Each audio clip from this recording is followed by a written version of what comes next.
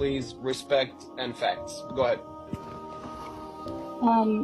So a couple of facts. I am American, I'm Jewish, my family lives in Israel. I just lived in Israel for the last 4 months.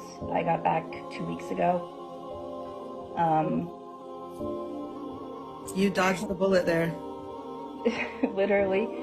So what I think everyone who's never been to Israel and to Palestine don't really understand, you don't really understand until you go to the territories around the West Bank and around Gaza, and you're close up and you see the wall, and when you see the surveillance, and when you see cameras pointed towards the settlers, just a couple, and then you see thousands of cameras pointed towards the West Bank and to Palestinians, and those cameras are pointed into their homes,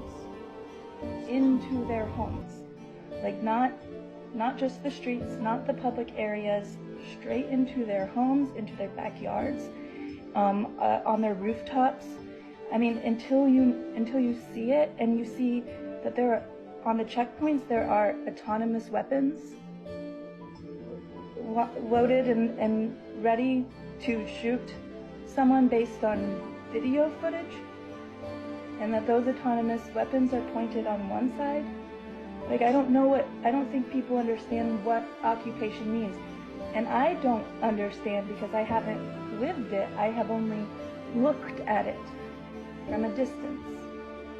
But what I can imagine is if you're a child and you're growing up knowing that the country that you live in hates you and that they are willing to kill you, having never met you in their life based on just a video image, that the facial recognition and the surveillance and the high degree of technology and spyware that they have guarantees that they could pick off Hamas members one by one without ever blanket bombing Palestine. There's no way that this level of intelligence that Israel has doesn't dictate that what they're doing is a massacre and it's genocide, and that the occupation is inhumane, and that it's not based in religion, it's not based in who was there first, and it's not based in a tit for tat. It's white supremacy, and it's dictatorship, and it's power and control and humiliation of a people who have nothing to do with the hostages taken and the people who were brutally murdered. Because yes, that is horrible. Those are my friends. Like, those are people I know.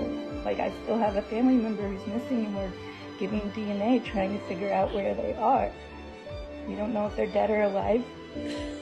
But then also I have Palestinian friends who don't have water, who have for years and years now lost loved ones and children and have given birth at checkpoints, and who have been humiliated and dehumanized under an occupation and an apartheid, that if you are a child who grows up in that, why would you not